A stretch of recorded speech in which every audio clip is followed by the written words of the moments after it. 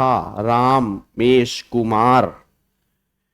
चलो बहुत बढ़िया मेरे यारों, मेरे दिलदारों, मेरे पिंडी, मेरे शिमला मिर्च कलर दे बच्चों।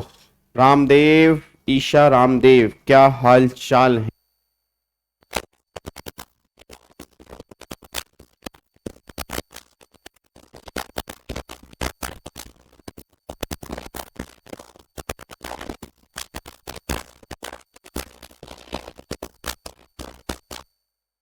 हाँ जी,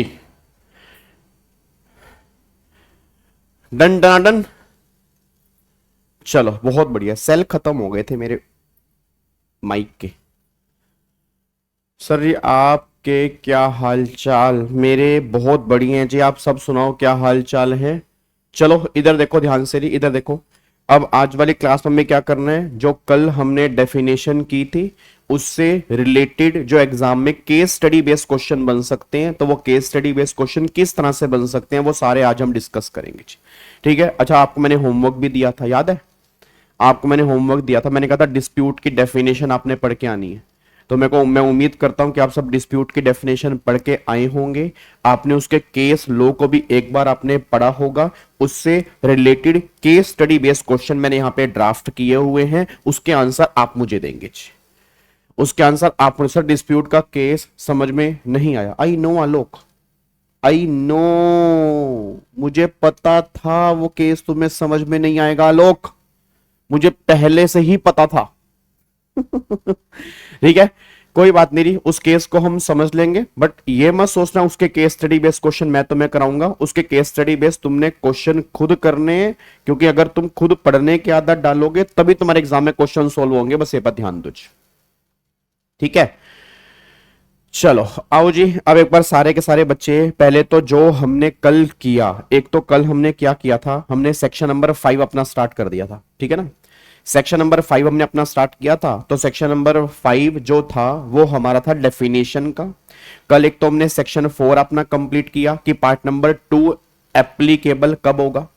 ठीक है ना, मतलब पार्ट नंबर 2 एप्लीकेबल कब होगा, तो उसने कहा था कि पहली बात तो कॉर्पोरेट पर्सन होना चाहिए, उसने यहाँ पे डेट लिया हो, फिर उसने डिफॉल्ट किया हो, डिफॉल्ट 1 करोड़ या उससे ज्यादा हो, तब जाके पार्ट नंबर 2 एप्लीकेबल होगा।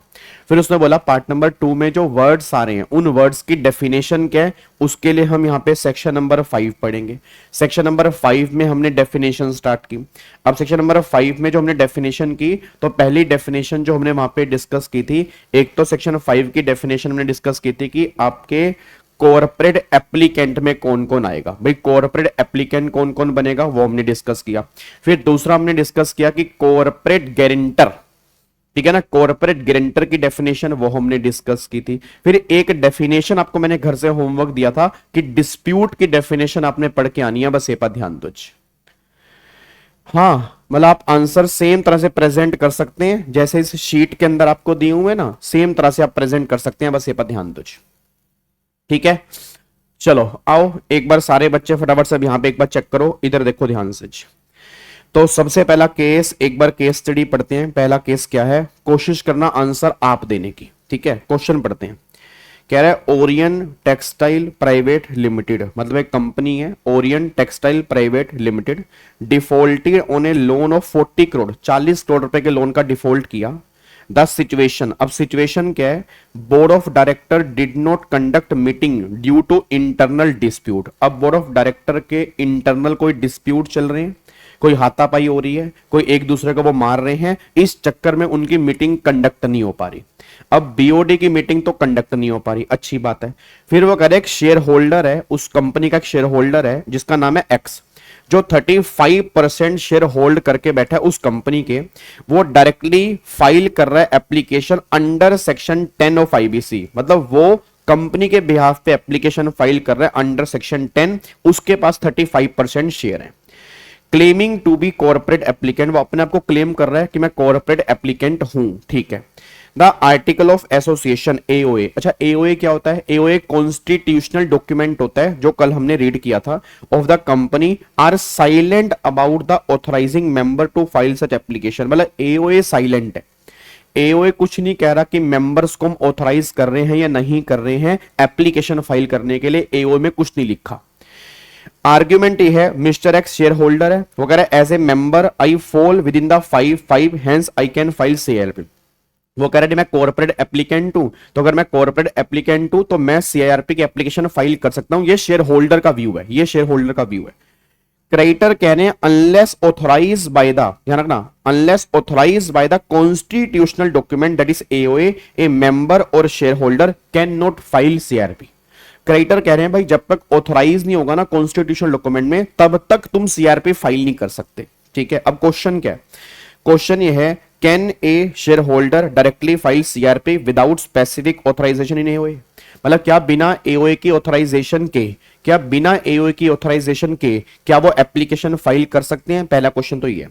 फिर दूसरा, does section 5(5) require express authorisation और is a share holding sufficient? मतलब क्या सेक्शन 5(5) में ऑथराइजेशन की नीड है या सिर्फ शेयर होल्डर होना ही काफी है कि हाँ भाई वो एप्लीकेशन फाइल कर सकता है? फिर वो कह रहा है who qualify as a corporate applicant in this case? फिर कौन कौन क्वालिफाई है कॉर्पोरेट एप्लीकेंट होने के अंडर सेक्शन 5(5)? उसने 3 क्वेश्चन पूछे हैं जी। मेरे को सारे बच्चे फटाफट से बताओ। पहली बात, क्या share holder directly CRP file कर सकते हैं? हाँ, ये बात तो कंफर्म है कि share holder directly CRP file कर सकता है, बट ऑब्वियस सी बात है विदाउट ऑथराइजेशन नहीं कर सकता। मैं दोबारा कह रहा हूं, मैं ये नहीं कह रहा कि शेयर होल्डर कर ही नहीं सकता। शेयर होल्डर बिल्कुल कर सकता है, मेंबर्स भी कर सकते हैं, मैनेजर भी कर सकता है, सीएफओ भी कर सकता है, सीईओ भी कर सकता है, वो सब कर सकते हैं, बट उसके लिए ऑथराइजेशन की नीड है। और ये बात हमने कल वाली डेफिनेशन के अंदर पढ़ी थी। डेफिनेशन साफ साफ ये बात कह रहा है कि कॉन्स्टिट्यूशनल डॉक्यूमेंट में ऑथराइजेशन होनी चाहिए, उसके बेस पे आप एप्लीकेशन फाइल कर पाओगे। बस ये बात ध्यान दो जी। तो इस केस में ऑथराइजेशन तो है नहीं, तो अगर ऑथराइजेशन नहीं है इसलिए यहां पे शेयर होल्डर जो है एप्लीकेशन फाइल नहीं कर पाएगा। दूसरा, क्या ऑथराइजेशन की रिक्वायरमेंट है? बिल्कुल रिक्वायरमेंट है। या शेयर होल्डिंग सफिशिएंट है? नहीं, शेयर होल्डिंग होना सफिशिएंट नहीं है, ऑथराइजेशन की रिक्वायरमेंट भी है।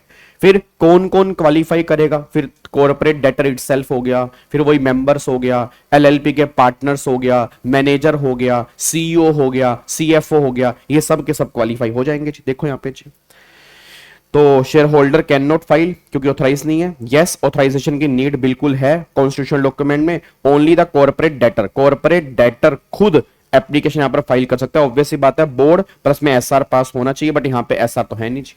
यहां पे तो बोर्ड ऑफ डायरेक्टर की आपस में ही लड़ाई हो रही है। ठीक है, कोई एसआर वैसर तो पास यहां पे है नहीं है। तो इस केस में गवर्नमेंट ये बात करना, अच्छा यहां पे ना who qualify as corporate applicant in this case, उसने इस केस की बात की है। अगर वो इन दिस केस नहीं लिखता ना, फिर हमें पूरी डेफिनेशन लिख के आनी पड़ती। मैं दोबारा कह रहा हूं, उसने यहां पर इन दिस केस की बात की है। अगर वो इन दिस केस नहीं लिखता, वो नॉर्मली तुमसे पूछता कि भाई साहब कॉर्पोरेट एप्लीकेंट के लिए कौन कौन क्वालिफाई है, फिर हमें वो डेफिनेशन लिख के आनी पड़ती है जो सेक्शन नंबर 5(5) के अंदर हमने पढ़ी थी। बस ये पर ध्यान दो। तो इस केस में तो सिर्फ कॉर्पोरेट डेटर खुद ही एप्लीकेशन जो है वो फाइल कर सकता है through board of director plus में मतलब इटसेल्फ। अब बोर्ड ऑफ डायरेक्टर और एसआर ये तो हो नहीं सकता क्योंकि एप्लीकेशन जो है वो डिफेक्टिव मानी जाएगी, क्योंकि बोर्ड ऑफ डायरेक्टर की आपस में लड़ाई चल रही है, तो उनकी कोई मीटिंग ही नहीं हुई, उनका कोई एसआर पास ही नहीं हुआ। क्या बात मेरी समझ में आ रही है? क्या आपको बात मेरी समझ में आ रही है? तो इस तरह से आपके एग्जाम में केस फ्रेम हो सकता है। मैं आपको बार बार कह रहा हूं, डेफिनेशन बहुत ध्यान से पढ़ना, डेफिनेशन बहुत ध्यान से पढ़ना। कहां से क्वेश्चन बनेगा वो तुम्हें भी आइडिया नहीं होगा जी।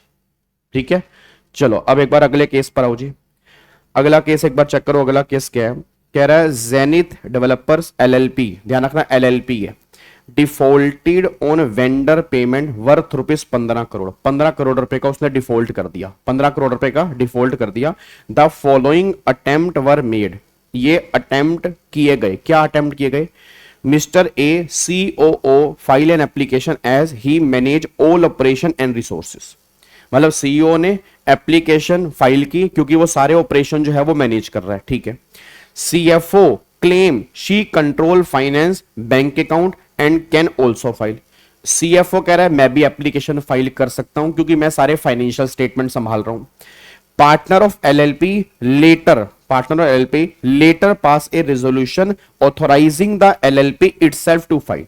मतलब पार्टनर जो हैं वो ऑथोराइज करते हैं रेजोल्यूशन के थ्रू कि एलएलपी तुम भी एप्लीकेशन, मतलब पार्टनर ने ऑथोराइज किया एलएलपी को कि तुम भी एप्लीकेशन जो है वो फाइल कर सकते हो। अब सुनो ध्यान से जी। अब यहाँ पे आर्ग्यूमेंट क्या है, COO mister A, I qualify under section 55 as I manage operation resources, ठीक है। CFO कह रहा है I qualify under 55 as I control financial affair, ठीक है। LLP through partner only corporate debtor itself is the valid corporate applicant, वो कह रहा है सिर्फ ओनली कॉर्पोरेट डेटर ही एप्लीकेशन फाइल कर सकते हैं जो वैलिड है, और कोई नहीं कर सकता जी। ये आर्ग्यूमेंट है उनके।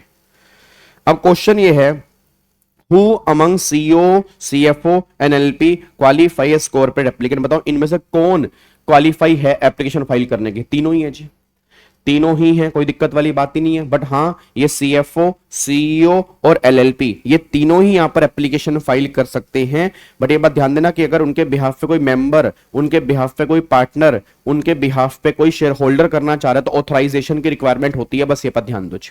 उसने बोला can CEO file without a formal authorization, क्या फॉर्मल ऑथराइजेशन के बिना COO एप्लीकेशन फाइल कर सकता है? If partner have already authorized the LLP, will that override CEO CFO application? मतलब अगर मान लो पार्टनर ने ऑलरेडी LLP को ऑथराइज कर दिया तो क्या वो ओवरराइड कर देंगे CEO CFO को?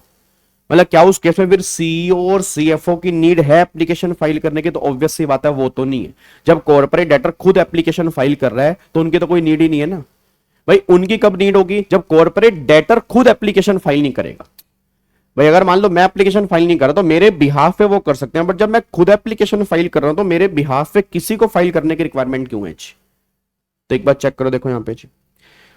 तो पहला वो कह रहे हैं, देखो पहला वो कह रहे हैं all 3 categories exist under 55 but CEO CFO must show proper board partner resolution appointment order to prove their authority. मतलब सिंपल सी बात है, CEO और CFO भी कर सकते हैं जी, कोई दिक्कत वाली बात नहीं है। बट अगेन यहाँ पे उनको प्रॉपर ऑथराइजेशन यहाँ पे देना पड़ेगा जी, ठीक है जी। यहाँ पे किसी को ऑथराइजेशन देना होगा। फिर LLP through partner resolution is the safest and primary route, मतलब अगर कॉर्पोरेट डेटर खुद करना चाह रहा है तो उससे बेस्ट कोई बात ही नहीं है। अब वो कह रहे हैं विदाउट फॉर्मल ऑथराइजेशन क्या CEO कर सकता है? नहीं। मतलब यहां पे can not file alone unless formally empower, mayor designation is insufficient, मतलब वो CEO है ये सफिशिएंट नहीं है, वहां पर भी उसको ऑथराइजेशन की नीड होगी कि हाँ तुम इनके बिहाफ पे एप्लीकेशन फाइल कर सकते हो, बस ये पर ध्यान दो। उसके बाद yes once LLP itself file the proper partner resolution it override individual filing. Obvious बात है, जब कॉर्पोरेट डेटर खुद कर रहा है, जब कॉर्पोरेट डेटर खुद कर रहा है तो फिर उन लोगों को मेरे बिहाफ पे एप्लीकेशन फाइल करने की रिक्वायरमेंट नहीं है, बस ये पर ध्यान दो। क्या बात मेरी समझ में आ रही है? अब अगर तुम कल की डेफिनेशन पढ़ोगे तो कल ये रहा आपका, ये देखो ये हमने यहां पे किया था, ये देखो जी, ठीक है। यहां पर देखो ये पॉइंट हमने यहां पे किया था। अच्छा अगर वैसे आप कायदे से देखो ना, अगर आप बेयर एक्ट पढ़ो, अगर आप बेयर एक्ट पढ़ोगे तो यहां पर ये पॉइंट नंबर A है, ये पॉइंट नंबर B है, ये पॉइंट नंबर C है और ये पॉइंट नंबर D है, ठीक है ना। अब ध्यान से पढ़ना, पॉइंट नंबर A में तो कॉर्पोरेट डेटर की बात हो रही है, ठीक है, कॉर्पोरेट डेटर की बात हो रही है। पॉइंट नंबर B में मेंबर्स और partners of the corporate debtor who is authorised to make an application for the corporate insolvency resolution process, इसकी बात हो रही है। अगर आप पॉइंट नंबर C और D पढ़ोगे ना तो an individual who is charge of managing operation and a resources of the corporate debtor और a person who has the control and supervision over the financial affairs of the corporate debtor. अब अगर आप ध्यान से check करोगे यहां पर वैसे कहीं ऑथराइजेशन वर्ड लिखा नहीं है, मतलब ऑथराइजेशन वर्ड यहां दोनों में नहीं लिखा। वैसे अगर आप चेक करो C और D में नहीं लिखा जी, अगर आप चेक करोगे C और D में कहीं ऑथराइजेशन वर्ड लिखा नहीं है, C और D में, B में जरूर लिखा है। अगर आप देखो ना यहां पे उसने क्या लिखा है, यहां पे हु इज ऑथराइज, मतलब यहां पे साफ साफ लिखा है कि आपको ऑथराइज करना पड़ेगा और कहां पे करना पड़ेगा, कॉन्स्टिट्यूशनल डॉक्यूमेंट में। तभी आपने चेक किया हो आंसर में ना, यहां पर उसने कॉन्स्टिट्यूशनल डॉक्यूमेंट की बात नहीं की, उसने एक फॉर्मल ऑथराइजेशन की बात की। मतलब फॉर्मल ऑथराइजेशन की नीड है। फॉर्मल मतलब क्या होता है कि एक मैंने आपको बोल दिया कि हाँ मेरे बिहाफ पे फाइल कर दो, कॉन्स्टिट्यूशनल डॉक्यूमेंट में लिखा या नहीं लिखा यहां पे मैटर नहीं करता। मैं आपको बार बार कह रहा हूं जी, अबे नालायक AI गलत नहीं है, AI गलत है, क्वेश्चन मैंने ही बनाया क्वेश्चन मैंने ही बनाया है, AI ने सेम क्वेश्चन ड्राफ्ट नहीं किया। इसके अंदर बेटे कुछ मॉडिफिकेशन भी होती है। AI को ऐसा नहीं है कि AI हर जगह सही होता है, AI को चेंज भी करना पड़ता है।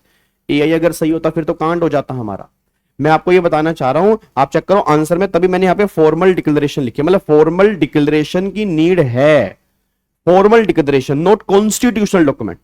मैं इसलिए कह रहा हूं, अगर आप ऊपर वाले केस में चेक करोगे, ऊपर वाले केस में साफ साफ यहां पे लिखा था कि कॉन्स्टिट्यूशनल डॉक्यूमेंट के अंदर ऑथराइजेशन की नीड है, और वहां पे कॉन्स्टिट्यूशनल डॉक्यूमेंट की बात नहीं कर रहे जी, वहां पे कॉन्स्टिट्यूशनल डॉक्यूमेंट की बात नहीं कर रहे। वहां पर गवर्नमेंट ये बात कहना चाह रही है कि फॉर्मल डिक्लेरेशन मतलब फॉर्मल ऑथराइजेशन की नीड वहां पे होगी, कॉन्स्टिट्यूशनल ऑथराइजेशन की नीड वहां पे नहीं होगी जी। अब एक बच्चा कह रहा है सर बोर्ड ऑफ डायरेक्टर को कौन ऑथराइज करेगा? तो बोर्ड ऑफ, आपको मैंने पहले ही भी कहा था कि अगर मान लो बोर्ड ऑफ डायरेक्टर के अंदर 20 मेंबर हैं, तो मेजोरिटी ऑफ मेंबर अगर अप्रूव कर देती हैं तो आप फाइल कर दो। सेम पार्टनर वाले केस में भी है। यार एक बात मेरे को बताओ, आप दिमाग से सोचना सृष्टि, मान लो बोर्ड ऑफ डायरेक्टर में 20 मेंबर हैं, तो क्या एक मेंबर अपनी मर्जी से एप्लीकेशन फाइल कर देगा? थोड़ा खुद सोचो, थोड़ा दिमाग लगाओ। अगर मान लो एक बोर्ड ऑफ डायरेक्टर के अंदर 20 मेंबर मान लो हैं, तो क्या एक मेंबर अपनी मर्जी से एप्लीकेशन फाइल कर देगा? मेरा सिंपल सा क्वेश्चन है, क्या एक मेंबर अपनी मर्जी से, उसका मन कर रहा है, जल्दी बताओ, उसका मन कर रहा है कि मैं एप्लीकेशन फाइल करना चाहता हूं, तो क्या वो एप्लीकेशन फाइल कर देगा या नहीं कर देगा? यस या नो मेरे को बता दो बस। ऑब्वियस सी बात है, नहीं ना, फिर तो हर बीओडी बोलेगा कि मैं करूंगा जी, ठीक है ना, फिर हर बीओडी बोलेगा मैं करूंगा। फिर दूसरा क्वेश्चन एक बच्चे ने, सर सीईओ और सीओओ को कौन ऑथराइज करेगा? अगेन बोर्ड ऑफ डायरेक्टर की अप्रूवल चाहिए होगी या फिर प्रमोटर की अप्रूवल चाहिए होगी। मतलब या तो कंपनी के प्रमोटर हैं वो उनको अप्रूव करे सीईओ और सीएफओ को, या फिर बीओडी रेजोल्यूशन पास करेगी, तुम इनके बिहाफ पे एप्लीकेशन फाइल करोगे तब जाके फाइल होगी जी। क्या बात समझ में आ रही है? तो ये बट ऑब्वियस सी बात है कि लॉ में लिखा नहीं है, बट इट डजंट मीन इनको रिक्वायरमेंट नहीं, ऑथराइजेशन की रिक्वायरमेंट है, बट वहां पर कॉन्स्टिट्यूशनल डॉक्यूमेंटेशन के अंदर रिक्वायरमेंट नहीं होगी, बस ये पर ध्यान दो। क्या बात मेरी समझ में आ रही है? डन, लॉक कर दूं? तो बस ये थोड़ा सा यहां पे ध्यान देना कि यहां पे सिर्फ इनको फॉर्मल डिक्लेरेशन की रिक्वायरमेंट होगी, और ऊपर वाले केस में जहां पर बात हो रही है मेंबर्स की, जहां पर बात हो रही है पार्टनर्स की, वहां पर कॉन्स्टिट्यूशनल डॉक्यूमेंट के अंदर लिखा होना जरूरी है, तब जाके वो एप्लीकेशन फाइल कर पाएंगे। जबकि इस केस में कॉन्स्टिट्यूशनल डॉक्यूमेंट में लिखा है या नहीं लिखा वो मैटर नहीं करता, ये फिर भी एप्लीकेशन फाइल कर सकते हैं, इनको बस एक फॉर्मल ऑथराइजेशन की नीड होती है। डन जी, लॉक करें इसको। चलो अब अगले पॉइंट पर आओ जी, अब अगले पॉइंट पर आओ जी। अब नेक्स्ट ध्यान से पढ़ो, नेक्स्ट क्या? नेक्स्ट क्वेश्चन देखना जी। अपेक्स इंफ्रास्ट्रक्चर लिमिटेड एक कंपनी है, apex infrastructure limited, apex infrastructure limited, ठीक है जी। बोरो 200 करोड़, 200 करोड़ बोरो किए from bank of India, bank of India से 200 करोड़ रुपए बोरो किए। इट्स ग्रुप कंपनी, उसकी ग्रुप कंपनी, अपेक्स की ग्रुप कंपनी है Zenit tower private limited, executed A corporate guarantor for the loan. उसकी ग्रुप कंपनी उसके लोन की गारंटी देती है और वो कॉर्पोरेट गारंटर बन जाती है। Apex defaulted on repayment, apex ने क्या किया? डिफॉल्ट कर दिया रीपेमेंट में, अच्छी बात है। Bank of India initiated CIRP under section 7 of IBC but not against apex, वो अपेक्स के अगेंस्ट नहीं कर रहा the borrower, instead it file directly against Zenit tower the corporate guarantor. वो कह रहा है मैं उसके अगेंस्ट एप्लीकेशन फाइल नहीं करूंगा, मैं डायरेक्टली कॉर्पोरेट गारंटर के अगेंस्ट एप्लीकेशन फाइल करूंगा।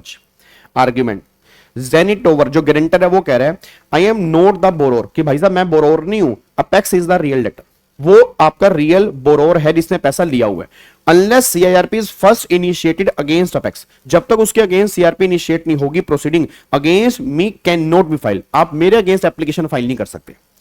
Guarantee liability secondary not primary, जो गारंटी की लाइबिलिटी है वो सेकेंडरी है, वो प्राइमरी नहीं है, ये बात ध्यान देना चाहिए।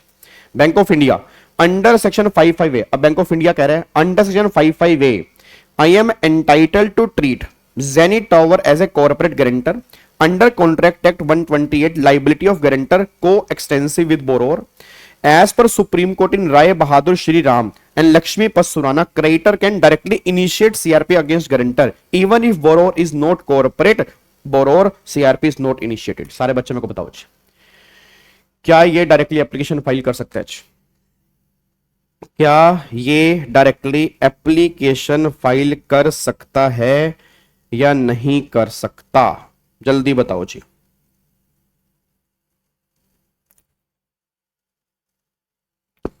जल्दी बोलो फटाफट से जी। क्या कर सकता है, नहीं कर सकता? बिल्कुल कर सकता है जी, बिल्कुल कर सकता है। आपको मैंने पहले भी कहा था कि अगर मान लो उसके अगेंस्ट, अगर उसके अगेंस्ट सीआरपी इनिशिएट नहीं की गया तो वो डायरेक्टली कॉर्पोरेट गारंटर के अगेंस्ट पे एप्लीकेशन इनिशिएट कर सकता है। बस ये पर ध्यान दो जी। अब यहां पे चेक कर लो जी। तो क्वेश्चन है, can CRP be directly initiated against the corporate guarantor without first proceeding against the borrower? Answer is yes, answer is yes. आगे, does section 55A read with section 7 of IBC allow the creditor to treat the guarantor as a corporator? बिल्कुल जी, 100%। आपको मैंने कल भी कहा था कि यहां पर गवर्नमेंट साफ साफ कहती है कि अगर गारंटर है उसको भी एज ए कॉर्पोरेट डेटर ही माना जाएगा, उसके अगेंस्ट आप एप्लीकेशन इनिशिएट कर सकते हो। Which case law clarify this position? अब यहां पे केस का नाम याद होना चाहिए जी। सर ऐसे क्वेश्चन एग्जाम के अंदर बन सकते हैं, बन नहीं सकते, बट मैंने कहा ना आजकल चैट जीपीटी, जेमिनी, पता नहीं और कौन कौन से एआई हैं, उनका जमाना है। और इंस्टीट्यूट वाले तो कहेंगे हाँ मजा आ गया, 1 नंबर काटने का मिलेगा, तो वो तुमसे पूछ सकते हैं, बट बनना नहीं चाहिए। क्योंकि मैं आपको बार बार कह रहा हूं केस लो के नाम याद होने जरूरी नहीं है, कुछ इंपॉर्टेंट केस लोज होंगे उसकी लिस्ट मैं आपको दे दूंगा, वो केस लो के नाम याद होने जरूरी है। बट अगर आप कहो सारे के सारे तो दिक्कत वाली बात है। बट हाँ ऊपर बिल्कुल बच्चा सही कह रहा है, राज बहादुर, तो यहाँ पे राज बहादुर और लक्ष्मी पस्सुराना, अब यहाँ पे ये 2 केस तो वैसे उसके अंदर दे ही रखे हैं, तो इन 2 केस के अंदर ये बात बोली गई है, इन 2 केस के अंदर ये बात बोली गई है, ये बात ध्यान देना चाहिए। क्या बात समझ में आ रही है? तो देखो, CRP can initiate directly against the corporate guarantor even without initiating CRP against the borrower.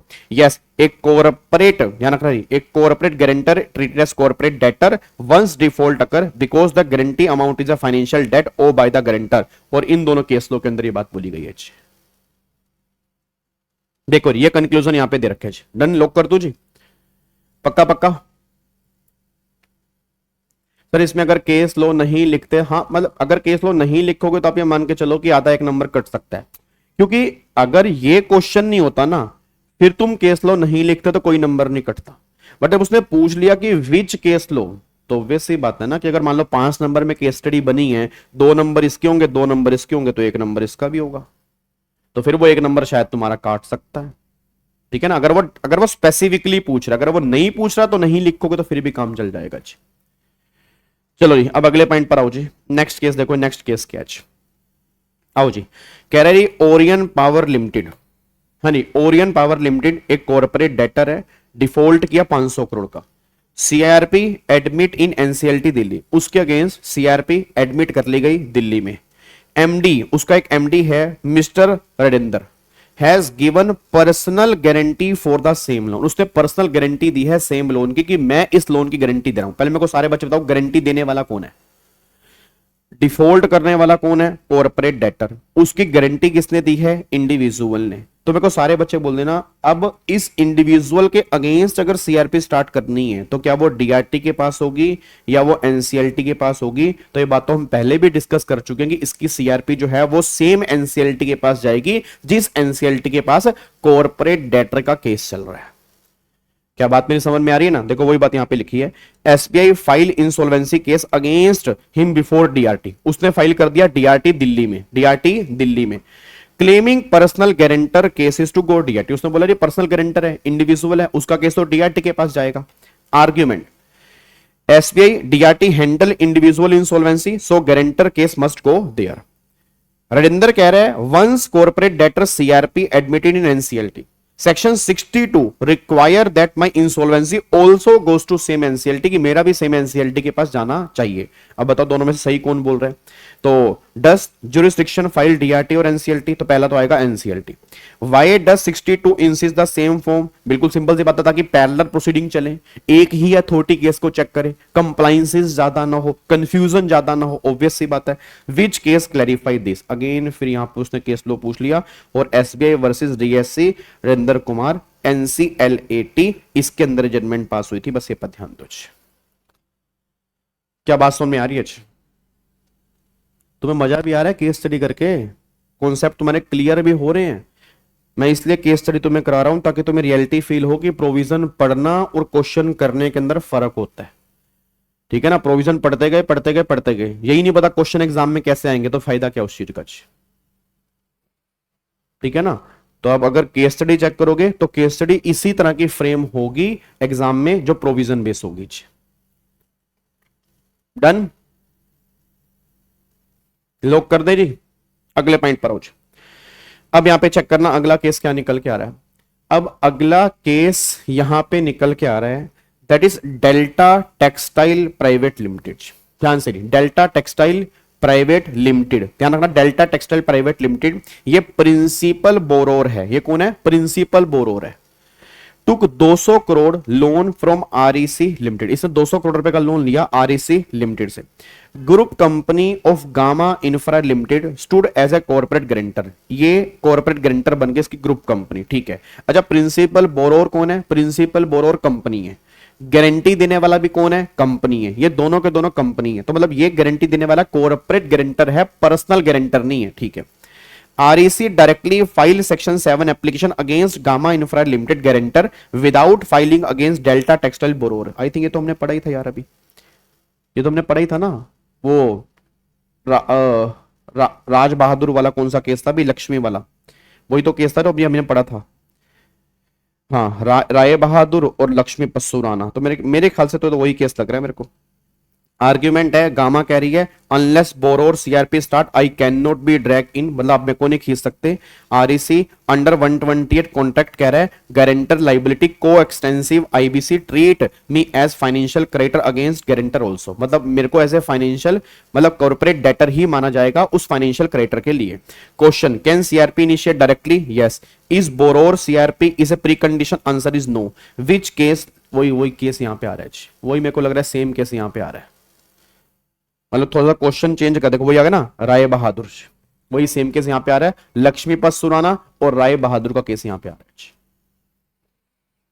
मतलब ये केस इंपॉर्टेंट है, ध्यान रखना ये केस इंपॉर्टेंट है, ठीक है ना। आओ जी अगले क्वेश्चन पे आओ जी।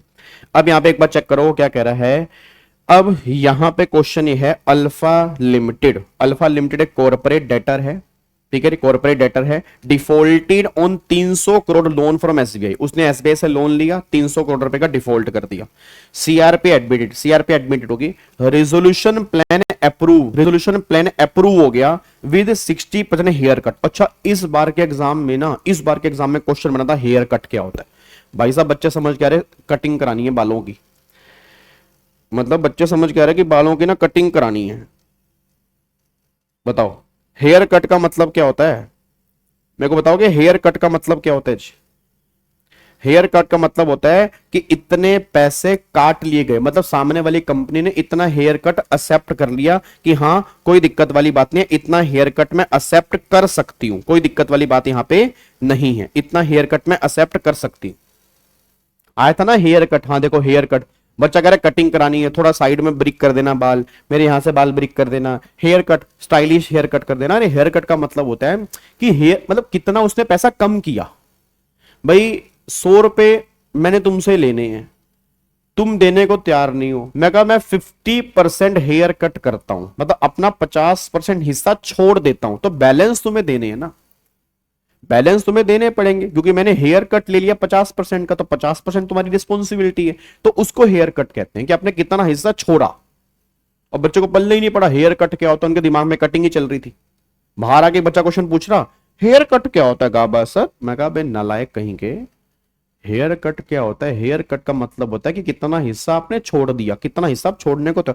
ओ ये था क्या, मेरे को तो सर समझ ही नहीं आया हेयर कट का मतलब क्या होता है, मैं कटिंग वटिंग समझ रहा था। इधर देखो ध्यान से, तो वो कह रही अप्रूव हो गया resolution plan with 60% haircut, ठीक है। एसबीआई जो है, एसबीआई अब एसबीआई क्या कह रहा है, SBI after plan approval evoked the corporate guarantee given by Beta Limited group company guarantor to recover balance dues, to recover balance dues, मतलब जो 60% हेयर कट हो गया, उसके अलावा जो रिकवरी है बैलेंस ड्यूज की, उसने क्या कर दिया, इसके अगेंस्ट एप्लीकेशन डाल दी। आर्ग्यूमेंट क्या है? आर्ग्यूमेंट क्या?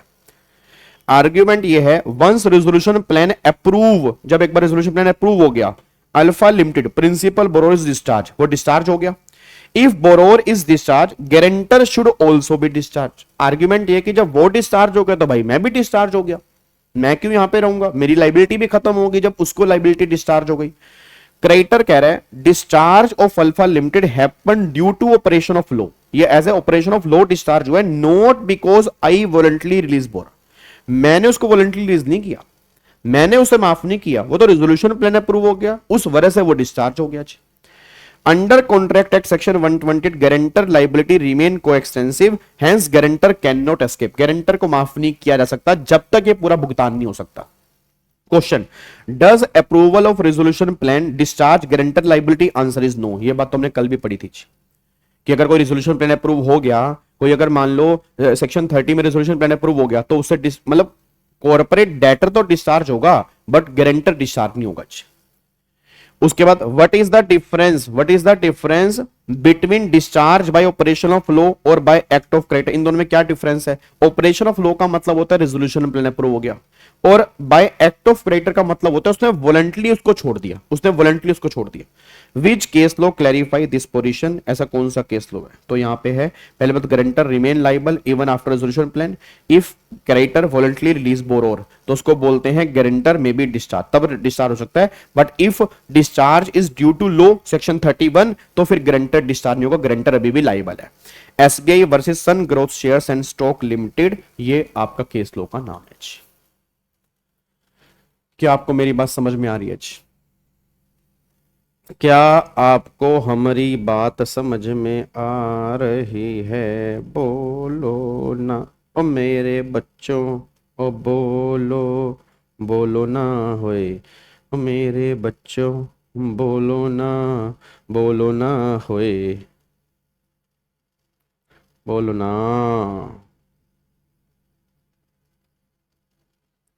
डन? पैक कर सकता हूं जी? पक्का? आ जाओ। अब अगला आप करोगे भाई। सारे तो मैं तुम्हें करा रहा हूं यार, तुम खुद तो कुछ कर ही नहीं रहे। ये केस लो तुम करके दिखाओ, ये लो मैं तुम्हें पूरी इसकी केस स्टडी दिखा देता हूं। अब ये तुम मुझे करके दिखाओगे। केस पढ़ो, जब मुझे बोलोगे ना नीचे कर दो, मैं नीचे कर दूंगा। फिर फायदा क्या? सारे तो मैं तुम्हें करके दिखा रहा हूं, नालायक।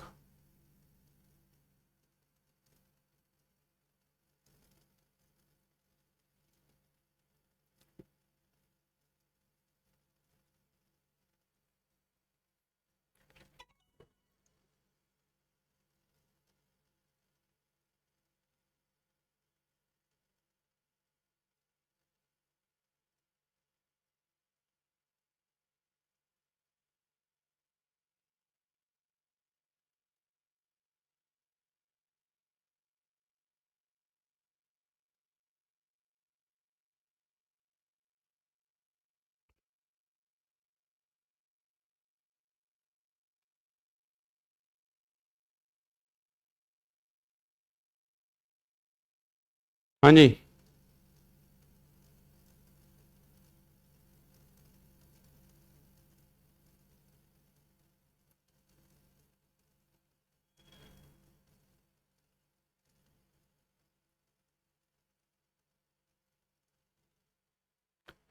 दिखाऊं? ये लो।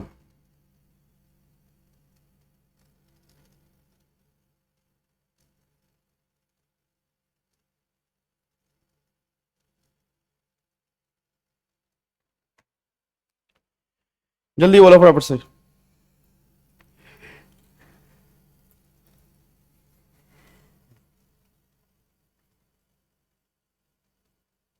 गलत आकाश गलत है भाई, आकाश है गलत।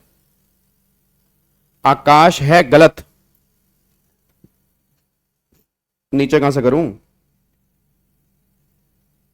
आंसर दो मुझे फटाफट से।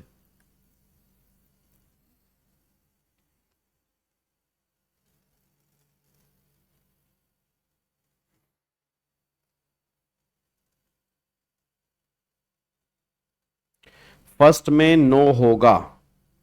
अच्छा, फर्स्ट में नो होगा। एक बात मेरे को बताओ, पहले मेरे को ये बताओ, क्या डायरेक्टली गारंटर के अगेंस्ट सीआरपी इनिशिएट हो सकती है? पहले मेरे को ये बताओ, क्या डायरेक्टली गारंटर के अगेंस्ट सीआरपी इनिशिएट हो सकती है? यस।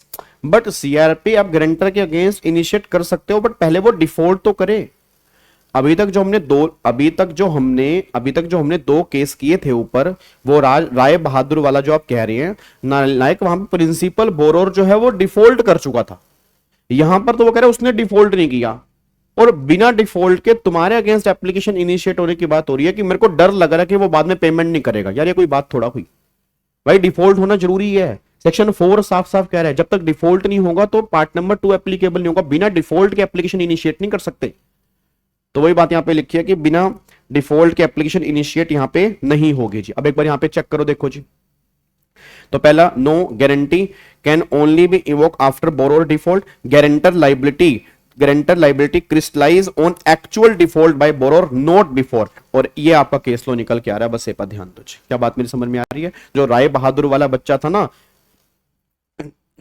नालायक कहेंगे राय बहादुर, तो राय बहादुर यहां पे केस कवर नहीं होगा। Exim bank versus CHL limited, ये केस यहां पे कवर होगा, बस ये पर ध्यान दो जी।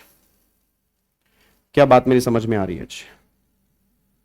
क्या आपको बात मेरी समझ में आ रही है? पक्का पक्का डन, लॉक कर सकते हैं जी। क्रिस्टलाइज का मतलब ये होता है कि उसके अगेंस्ट एप्लीकेशन कब डाल सकते हैं, ठीक है ना, उसके अगेंस्ट एप्लीकेशन कब डाल सकते हैं। तो डिफॉल्ट होने पे डाल सकते हैं, बिफोर डिफॉल्ट नहीं डाल सकते, बस ये पर ध्यान दो। मतलब आप एप्लीकेशन उसके अगेंस्ट में कब इनिशिएट कर सकते हैं। क्या बात मेरी समझ में आ रही है? चलो अगले पॉइंट पर आओ जी। अब यहां पे आ जाओ फटाफट से, क्वेश्चन देखो क्या है। क्वेश्चन ध्यान से देखना जी। हेलो भाई साहब, ओए इधर क्वेश्चन ध्यान से देखो। Mister A an individual businessman, एक इंडिविजुअल बिजनेसमैन है, बोरो 100 करोड़ रुपए फ्रॉम करूर वैश्या bank for setting up a textile plant. मतलब एक इंडिविजुअल ने 100 करोड़ रुपए का लोन लिया करूर वैश्या बैंक से, ठीक है। टू सिक्योर द लोन, इस लोन को सिक्योर करने के लिए his group company Maharaja theme park and resort private limited execute A corporate guarantee. भाई साहब, एक इंडिविजुअल की गारंटी ले लिए कंपनी ने, ध्यान सुना, एक इंडिविजुअल की गारंटी ले लिए कंपनी ने। अब एक इंडिविजुअल की गारंटी ले ली कंपनी ने, तो कंपनी के अगेंस्ट जो है वो एनसीएलटी के पास जाएगा, चाहे वो है इंडिविजुअल, उसका केस डीआरटी के पास जाएगा। बट अगर गारंटर की बात करूंगा तो गारंटर जो है वो एनसीएलटी के पास जाएगा, बस ये पर ध्यान दो। तो उसने बोला mister A defaulted in repayment, mister A ने डिफॉल्ट कर दिया। Instead of proceeding against Mr. A, the bank filed an application under Section 7 IBC directly against Maharaja Theme Parks and Resort Private Limited Corporate Guarantor। उसको बजाय directly यहां पे application file कर दी। Argument, महाराजा कह रहा है the principal borrower is an individual not a corporate person, कि वो इंडिविजुअल है, कॉर्पोरेट पर्सन नहीं है। IBC is meant for corporate debtor not individual default. वाह वाह मेरे बच्चे वाह। Unless the principal borrower is a corporate debtor, I cannot, कह रहा जब तक वो corporate debtor नहीं होगा तब तक मेरे को ड्रैग नहीं कर सकते तुम, तेरी ऐसी की तैसी, तेरी ऐसी की तैसी। Karur Vysya bank section 7 permit financial creditor to propose against any corporate person who own a financial debt by giving guarantee. तुमने गारंटी दी है ना, तो तुम become liable for the loan और तुम फाइनेंशियल डेटर बन चुके हो, ये बात ध्यान देना। सेक्शन 128 कहता है गारंटर के साथ आपकी लाइबिलिटी को एक्सटेंसिव है। Karur Vysya bank versus Maharaja clarified does not matter if borrower is an individual, चाहे इंडिविजुअल है कॉर्पोरेट डेटर, ये हमने कल भी डिस्कस किया था। If guarantor is a corporate person section 7 application is maintainable, अगर वो कॉर्पोरेट गारंटर है तो सेक्शन 7 की एप्लीकेशन मेंटेनेबल है। क्वेश्चन क्या है, can CRP under section 7 be initiated against corporate guarantor when the principal borrowers individual? Answer is yes, बिल्कुल कर सकते हैं, कोई दिक्कत वाली बात ही नहीं है जी।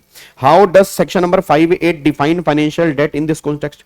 भाई उसने लोन लिया, अब उसने लोन लिया तो ये मान लेंगे कि इसने लोन लिया, गारंटर ने लोन लिया, और लोन एक फाइनेंशियल डेट की डेफिनेशन में कवर होगा। होपफुली कल वाली क्लास में ही हम रिवाइज करेंगे फाइनेंशियल डेट की डेफिनेशन, जो सबसे इंपॉर्टेंट डेफिनेशन है तुम्हारे एग्जाम के लिए। फिर which principle of the Indian contract act supports creditor position? Section 128। Section 128 कहता है कि जो बोरोवर है और गारंटर है उसकी जो लाइबिलिटी है वो कोएक्सटेंसिव है। Which case law settle this controversy?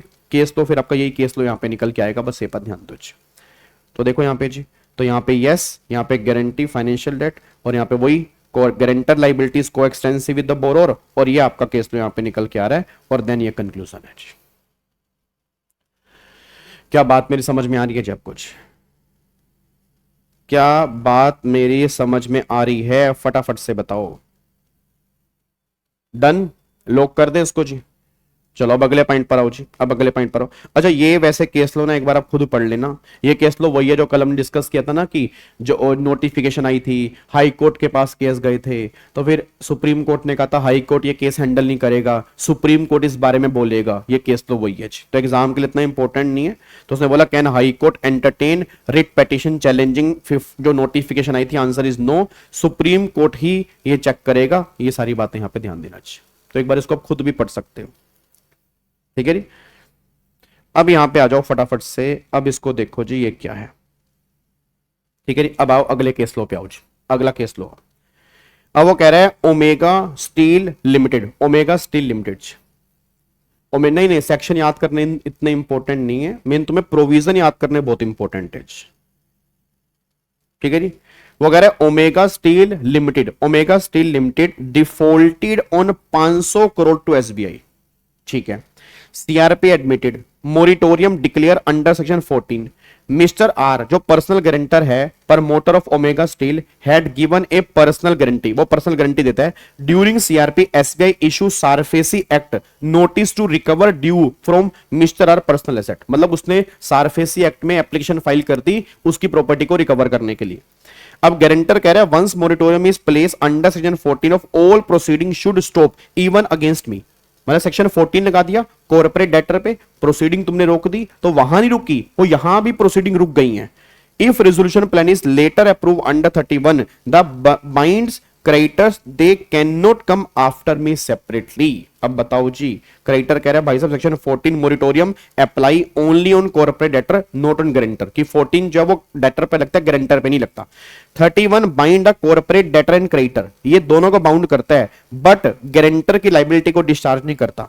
Liability of borrower and guarantor is coextensive, hence I can proceed under SARFAESI against guarantor during CRP, इसलिए मैं एप्लीकेशन इनिशिएट कर सकता हूं सारफेसी के अंदर।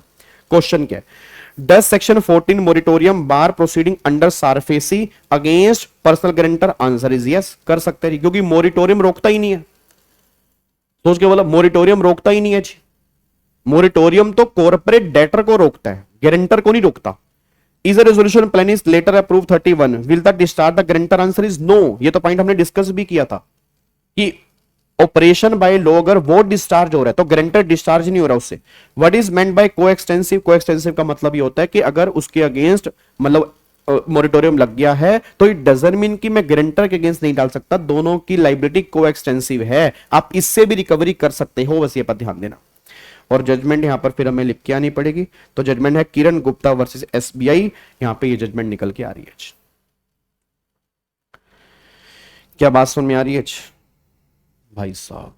मतलब एक बात देख लो, आप देख रहे हो कैसे केस स्टडी बन सकती है, मतलब सेक्शन देखने में कितना आसान लगता है, पढ़ते हो कितना इजी लगता है, और जब क्वेश्चन की ड्राफ्टिंग होती है तो वो अपना रूप ही बदल लेता है भाई साहब। आप समझ रहे हो, मतलब किस तरह से वो ड्राफ्ट कर सकते हैं सर। पहले तो पढ़ने में 10 मिनट लगेंगे, उसके बाद फिर सोचने में 5 मिनट लगेंगे, फिर करने में 5 मिनट लगेंगे। ठीक है जी, अब यहां पे आओ जी, अब ये लास्ट केस स्टडी है हमारी गारंटर वाले उसकी, ठीक है ना, लास्ट केस स्टडी है हमारे गारंटर वाले डेफिनेशन की। अब यहां पर आपको देखते वैसे पता लग जाएगा, hydro power limited principal borrower corporate debtor borrow 800 crore from SBI, 800 crore रुपए लिए। फिर यहां पे Athena energy venture private limited corporate guarantor gave a corporate guarantee for the same loan, ठीक है। हाइड्रो पावर लिमिटेड डिफॉल्टेड, उसने डिफॉल्ट कर दिया। SBI initiates CRP against Hydro Power Limited admitted by NCLT.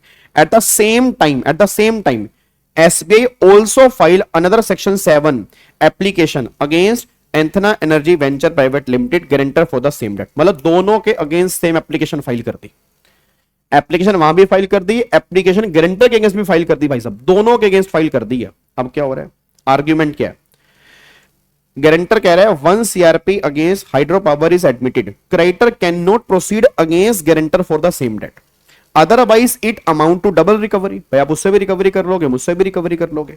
Creditor कह रहा है liability of principal borrower and guarantor is coextensive, section 120 of contract, nothing in IBC bar parallel CRP, कहीं पर भी नहीं ये नहीं लिखा हुआ कि आप दोनों के अगेंस्ट पैरेलल सीआरपी नहीं चला सकते। Approval of resolution plan is one case may adjust claim amount but both proceeding can be initiated. वो कह रहा है अगर एक जगह अप्रूवल मिल गई तो वो अमाउंट हम सेटल कर लेंगे, टेंशन मत लो, डबल रिकवरी नहीं करेंगे। बट ऐसा कहीं नहीं लिखा कि पैरेलल प्रोसीडिंग नहीं चल सकती। क्या चल सकती है? क्या चल सकती है? क्या आंसर इज यस, चल सकती है। याद करो कल जो हमने लास्ट वाला केस किया था जी, इधर देखो ध्यान से, जो हमने कल लास्ट वाला केस किया था ये रहा, अगर तुम्हें याद आ रहा हो जी, ये देखो जी, ये देखो जी, चेक करो यहां पे क्या लिखा है, देखो क्या लिखा है, CRP can be proceeded against the principal borrower as well as guarantor, दोनों के अगेंस्ट सीआरपी इनिशिएट हो सकती है। बस ये पर ध्यान दो जी। अब यहां पर एक बार वापस आ जाओ, उसी के बेस पे क्वेश्चन बना हुआ है। तो क्वेश्चन है can CRP be initiated simultaneously against both principal borrower and corporate guarantor for the same debt, answer is yes, दोनों के अगेंस्ट हो सकती है। Does the amount of double recovery by the bank, obvious सी बात है नहीं ना, डबल रिकवरी नहीं होगी, अमाउंट सेटलमेंट हो जाएगा, अमाउंट एडजस्ट हो जाएगा। Which legal principle allow such parallel proceeding against section number 128, ये तो याद ही कर लो, गारंटर वाले केस में 128 आईबीसी का नहीं, 128 ऑफ कॉन्ट्रैक्ट एक्ट, ये दिमाग में लेके चलो बस कि दोनों की लाइबिलिटी जो है वो कोएक्सटेंसिव है। और ये आपका केस लो है, ये आपका केस लो है। क्या बात समझ में आ रही है? क्या आपको बात समझ में आ रही है? डन, लोग कर सकते हैं, दिमाग की नसें खुली कुछ, आपको ये समझ में आ गया होगा कि मेरी रिवीजन के बाद भी एक रिवीजन की नीड है तुम्हें, ये तो समझ में आ गया होगा। और ये भी तुम्हें समझ में आ गया होगा जब हमारी आईबीसी की रिवीजन खत्म होगी तो हमारे पास कम से कम भी नाना करते भी 200-300 केस स्टडी आ जाएंगी। तो एक बार रिवीजन में नहीं होगी, ये तो तुमने अभी पढ़ ली, 8 दिन के बाद तुम फिर भूल जाओगे और फिर एग्जाम में इसमें से क्वेश्चन बन जाएगा। तो ये बात ध्यान देना, साथ साथ करके चलोगे तभी आईबीसी में नंबर आएंगे। सर आईबीसी को मैं बार बार बता रहा हूं, बहुत सारे बच्चे इजिली ले रहे हैं, बहुत सारे बच्चे इजिली ले रहे हैं और इस चक्कर में आईबीसी में नंबर नहीं आ रहे। जो बच्चा कह रहा है इलेक्टिव में नंबर नहीं आ रहे, उसका रीजन ही है कि बच्चा इजी ले रहा है उसको। ठीक है, अब सुनो ध्यान से, अब यहां से ना डिस्प्यूट वाला है, ये केस स्टडी मैं तुम्हें नहीं करा रहा, ये मैं पीडीएफ डालूंगा, तुम इसको खुद सोल्व करोगे आंसर छुपा के, तुम इसको खुद सोल्व करोगे आंसर छुपा के। सर बट एक बार वो केस स्टडी समझा तो दो, मैं अब उसी पे आ रहा हूं। एक बार तुम्हें मैं डिस्प्यूट की डेफिनेशन की जितनी केस स्टडी हैं एक बार मोटा मोटी बता रहा हूं, उसमें क्या लिखा है, तब जाके वो केस स्टडी तुम खुद सोल्व करोगे और जिसमें डाउट होगा वो तुम मुझसे पूछोगे कल वाली क्लास में। ठीक है, तो तुम्हारा होमवर्क क्या है, जो केस स्टडी डिस्प्यूट की डेफिनेशन की है, आई थिंक 5 या 6 केस स्टडी हैं, तो 5 या 6 केस स्टडी वो एक बार अपने खुद सोल्व करके देखनी है, इसको रिवाइज करने के बाद दोबारा से। ठीक है, अब एक बार फटाफट से आओ जी। हाँ साक्षी देख सकते हो, बिल्कुल देख सकते हो जी। चलो इधर देखो ध्यान से, अब यहां पे क्या लिखा है। तो सबसे पहले डिस्प्यूट कह रहा है, डिस्प्यूट इंक्लूड्स ए सूट और आर्बिट्रेशन प्रोसीडिंग रिलेटिंग टू, मतलब पहले कह रहा है कि डिस्प्यूट इंक्लूड्स, तो पहली बात तो यहीं पे रुक जाओ, पहली बात तो यहीं पे रुक जाओ, वो इंक्लूड्स कह रहा है तो ये बात तो कंफर्म है कि डिस्प्यूट की डेफिनेशन एग्जॉस्टिव नहीं है, इंक्लूसिव है, कि जो मैटर नीचे लिखे हैं इसके अलावा भी डिस्प्यूट अगर है तो डिस्प्यूट माना जाएगा। इन तीनों को ही डिस्प्यूट मानेंगे ऐसा नहीं है, वो कह रहे इंक्लूसिव डेफिनेशन है, एग्जॉस्टिव डेफिनेशन नहीं है, इसके अलावा भी डिस्प्यूट माना जा सकता है क्योंकि इंक्लूड्स वर्ड लिखा हुआ है।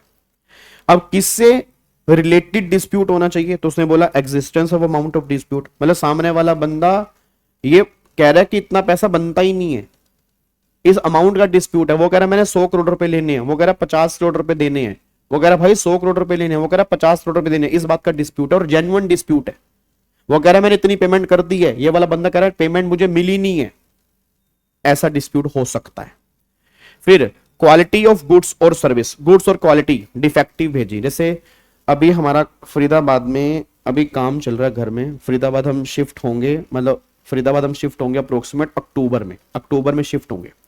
तो कल कारपेंटर आए हुए थे, तो हमने क्या किया, बाहर से किचन बनाई, जो मॉड्यूलर किचन होती है ना, मॉड्यूलर किचन होती है वो हमने बाहर से बनवाई। अब बेंगलोर से वो सामान आया तो क्या था, उसके कॉर्नर टूटे हुए थे। अब इतनी दूर से सामान आया, इतनी शौक से हमने किचन बनवाई, कॉर्नर उसके टूटे हुए थे, तो मैंने कंपनी के ग्रुप में मैसेज डाला, मैंने कहा भाई सर ये फोटोज हैं, इसके कॉर्नर टूटे हैं, इसको आप सही कराओ। तो मतलब क्या, भी एक डिस्प्यूट अराइज हो गया, मैंने कहा मैं बैलेंस पेमेंट तब करूंगा जब आप मेरा पूरा शिफ्टिंग करवा दोगे। ये कॉर्नर टूटे पड़े यार, तो कॉर्नर को तो सही कराओगे ना। कह रहा दूर से आया, तो मैं कहा दूर से आया पास से, इसके अंदर मेरी गलती क्या भाई? जब तुम मुझे किचन बनाने के इतने रुपए ले रहे हो तो आपके लिए रिस्पॉन्सिबिलिटी है ना कि आप किचन सही से बना के दोगे। तो क्या वो डिस्प्यूट क्वालिटी का अराइज हो गया, नहीं अराइज हो गया? यस अराइज हो गया। तो वही बात यहां पे आ रही है। फिर वो कह रहा है द ब्रीच ऑफ रिप्रेजेंटेशन और वारंटी। अब कंपनी ने वारंटी दी 10 साल की, कंपनी इसको फॉलो ही नहीं कर रही।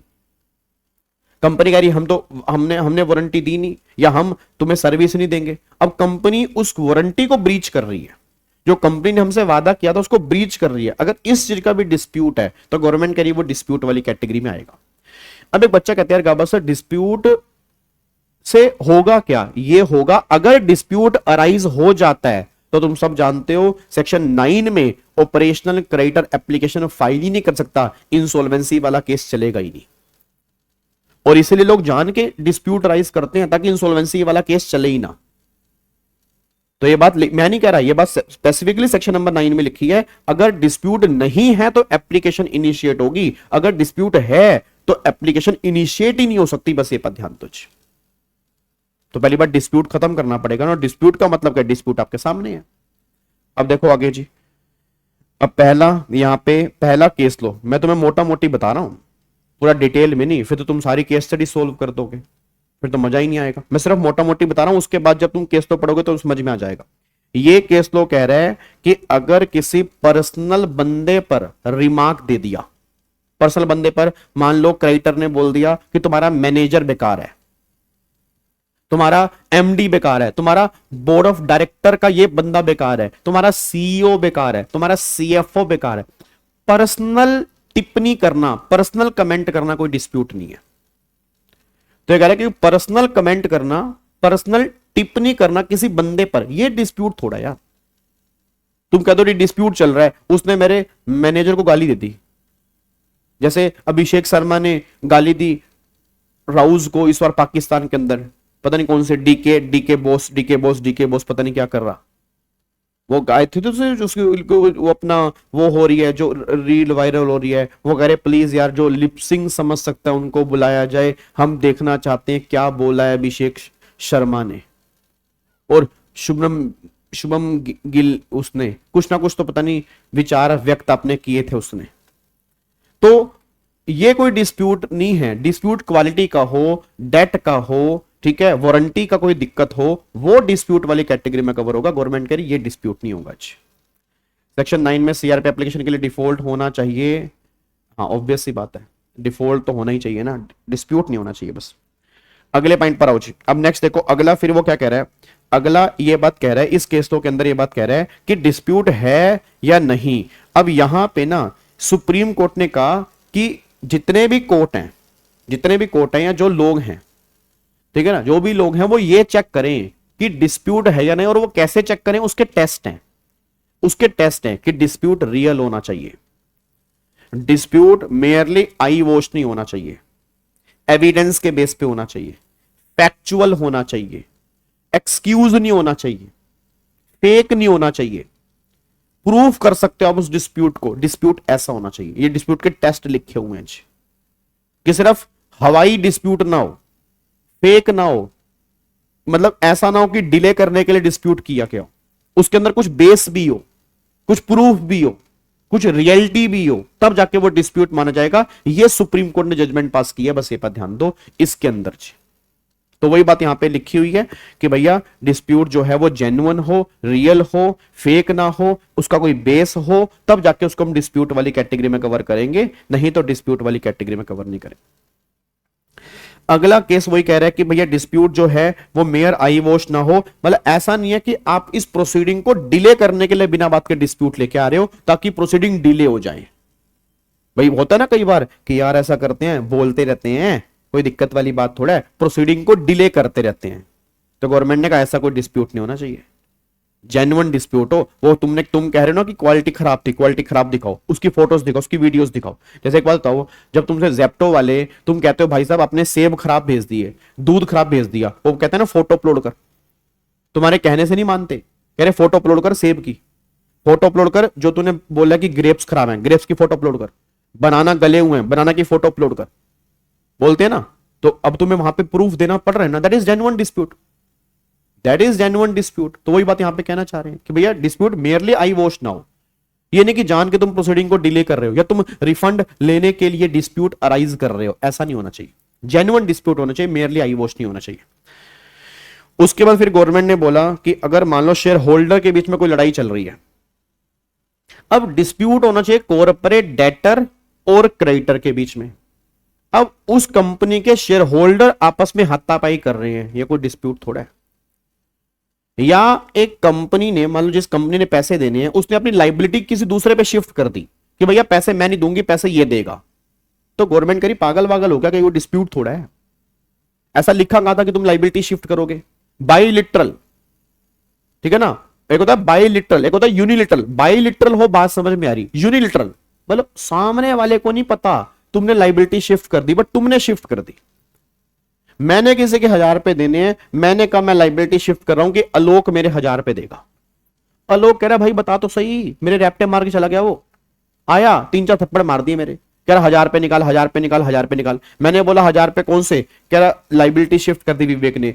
आलोक कह रहा भाई मुझे तो पता ही नहीं, ये तो यूनिलिटरल लाइबिलिटी ट्रांसफर है, बाईलिटरल भी नहीं है। तो अगर यूनिलिटरल लाइबिलिटी ट्रांसफर है तो इसको डिस्प्यूट नहीं मानेंगे भाई साहब। और अगर शेयर होल्डर के आपस में कोई हाथापाई हो रही है तो उसको डिस्प्यूट थोड़ा मानेंगे। सिंपल हम सेक्शन 8 में डिस्कस करेंगे, वहां पे 10 दिन मिलते हैं नॉर्मली, ठीक है, वहां पे 10 दिन का टाइम होता है, तो इसको हम डिस्कस करेंगे सेक्शन नंबर 8 के पास जब हम आएंगे, ठीक है। तो ये बात यहां पे कहना चाह रहे हैं कि आपने कोई यूनिलिटरल लाइबिलिटी ट्रांसफर कर दी है, या आपने फिर यहां पे क्या करते हैं, शेयर होल्डर के आपस में कोई लड़ाई हो रही है, तो इसको हम डिस्प्यूट वाली कैटेगरी में कवर नहीं करेंगे, बस ये पर ध्यान दो, ठीक है।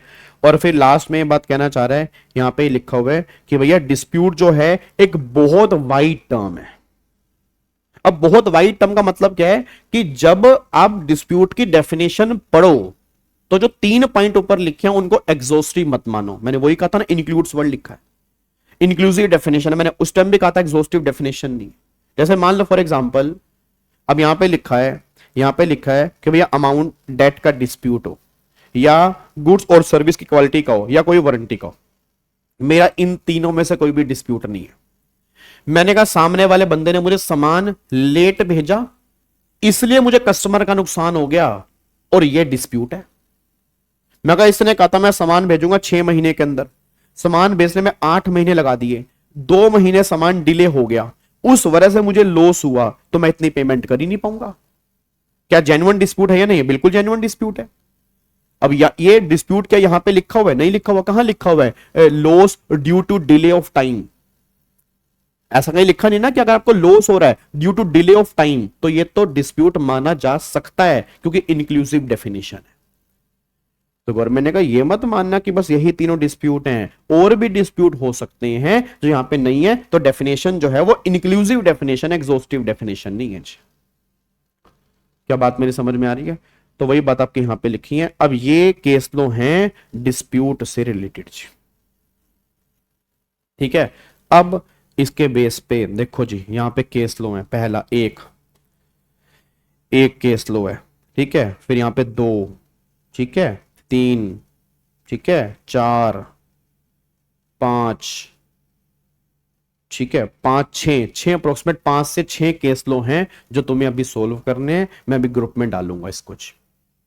ये 6 केस लो अपने करके आने हैं, और जब एक 6 केस लो कर लोगे तो आपका एक और होमवर्क है, फाइनेंशियल क्रेडिटर की ये डेफिनेशन एक बार आप रीड करके आएंगे, और फाइनेंशियल डेट की डेफिनेशन एक बार आप रीड करके आएंगे। ये दोनों कल हम करेंगे, और फिर इसके केस लो जो करेंगे हम नेक्स्ट क्लास में करेंगे। बात समझ में आ रही है ना? तो कल ये दोनों डेफिनेशन बहुत इंपॉर्टेंट है। इसमें से भी बहुत बार, एक बार नहीं अनगिनत बार इसमें से क्वेश्चन तुम्हारे एग्जाम के अंदर बन चुका है, इवन सीआर के अंदर भी और आईबीसी इलेक्टिव के अंदर भी। क्या बात समझ में आ रही है?